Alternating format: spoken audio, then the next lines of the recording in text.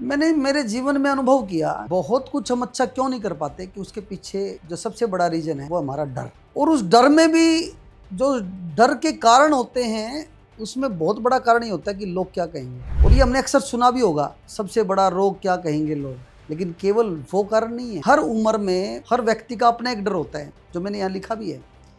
Fear of judgement, fear of failure, fear of uncertainty, कुछ unknown fear होते हैं। कई बार हम ओवर थिंकिंग बहुत करते हैं। फियर ऑफ लॉस, जो मैंने लास्ट में लिखा, क्या कहेंगे लोग। लेकिन जिस चीज को हम सबसे ज्यादा प्यार करते हैं कि वो हमारा पैसा है, हमारी इज्जत है, हमारे रिश्ते हैं, इन सब में कहीं मैं खराब ना हूँ, मेरा फाइनेंशियल लॉस ना हो, हमारे रिश्ते खराब ना हो, ये फियर हमारे को बने ही रहते हैं। ये फियर कोई नाजायज भी नहीं है, होने भी चाहिए। लेकिन जिस इंस्टेंट में हम लेते हैं या जितने वॉल्यूम में हम सोच जाते हैं, उतना लेने की जरूरत नहीं है। हम थोड़ा बहुत फियर करेंगे तो हम अपने आप को ऑर्गेनाइज रख के चल पाएंगे। लेकिन ये डर एक इमोशन ही है जिसको हम अपने ऊपर हावी करते हैं। आप कई बार ये सोचते होंगे कि मैं काम करूंगा तो मुझे लॉस ना हो जाए, तकलीफ आएंगी, दिक्कत आएंगी, कैसे करूंगा। जायज है, कोई नाजायज नहीं है। लेकिन जितने भी प्रकार के आपने डर आज तक किए, आप पेपर पेन लीजिए, आप लिखिए। मैं आपको गारंटी से कह सकता हूँ, हर व्यक्ति इसको रिलेट कर सकता है। 95% टाइम वो स्थिति कभी बनी ही नहीं होगी। इसका मतलब क्या है? ये डर सारे हमारे फोबिया है, ये एक हमारे दिमाग में है। तो इसका सोल्यूशन क्या है?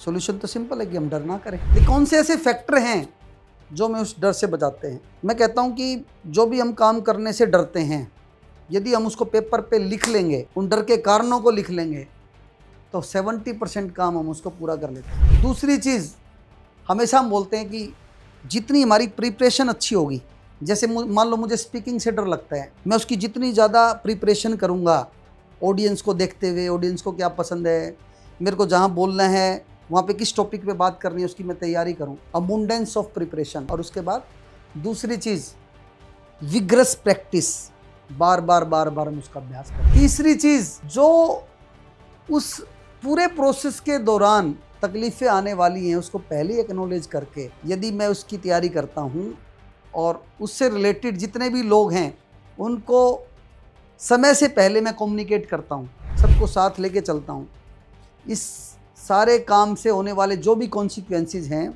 उसके बारे में मैं अपनी टीम को, अपने लोगों को पहले बता के चलता हूँ, मुझे लगता है कि उस काम में फेल होने के चांस भी बहुत कम हो जाते हैं और वो डर तो हमारा बहुत सारा ख़त्म हो ही जाता है।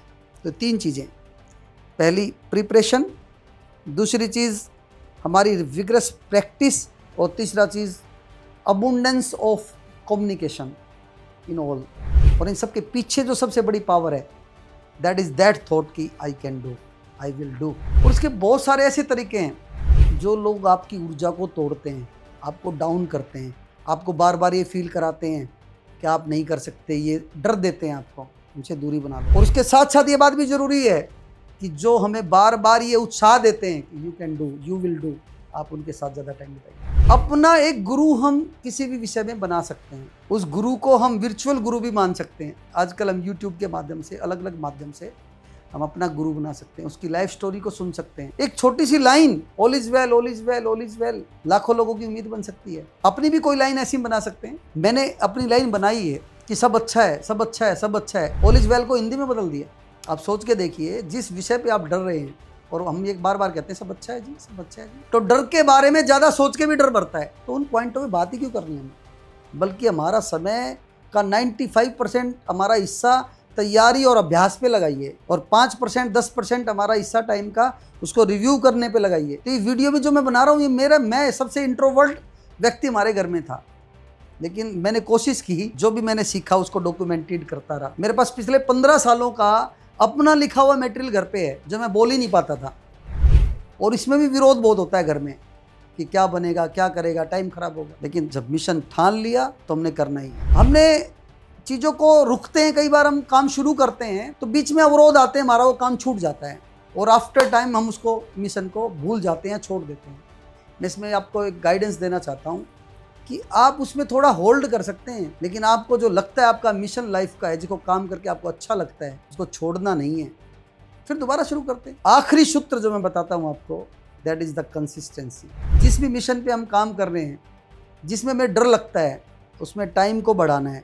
लेकिन हमारे पास टाइम नहीं है तो कोई भी दिन ऐसा नहीं होना चाहिए जिस दिन उस विषय पे हमने काम ना किया। जैसे मैं एक उदाहरण देता हूँ, मुझे अपनी बॉडी बनानी है, फिटनेस बनानी है और मेरे पास टाइम नहीं है जाने का, तो जी घर पे बैठ के मैं 5 पुशअप मारूं, मैं 15 मिनट का टाइम अपने लिए निकालूं, 10 स्क्वाट लगाऊं, लेकिन वो जीरो नहीं होना चाहिए हमारा।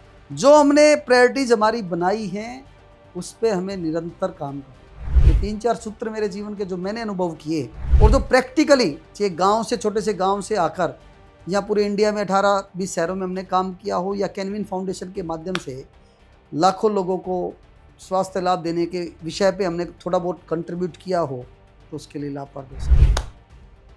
आपको क्या लगता है, कौन से ऐसे विषय आपकी स्टोरी रही जिसमें आपको प्रॉब्लम्स आई और आपने उस डर को ओवरकम किया? हमें बताइए। कौन से मेरा ऐसा पॉइंट है जिसको आप अपने जीवन में अभी से लागू करने वाले हो? और कोई बहुत बड़ी खास बात नहीं थी, बस हमें इनको निरंतर अपने जीवन का हिस्सा बनाना। आई थिंक एक जीवन भी बदला तो मेरा प्रयास सार्थक होगा। आपको ये मेरा प्रयास अच्छा लगता है, हमारे चैनल को सब्सक्राइब कीजिए। और जो मैं हमेशा बोलता हूँ ना, दिल से काम, प्रभु का नाम, सबका सम्मान, जीवन का सूत्र है। जय हिंद, जय भारत, जय कैनविन।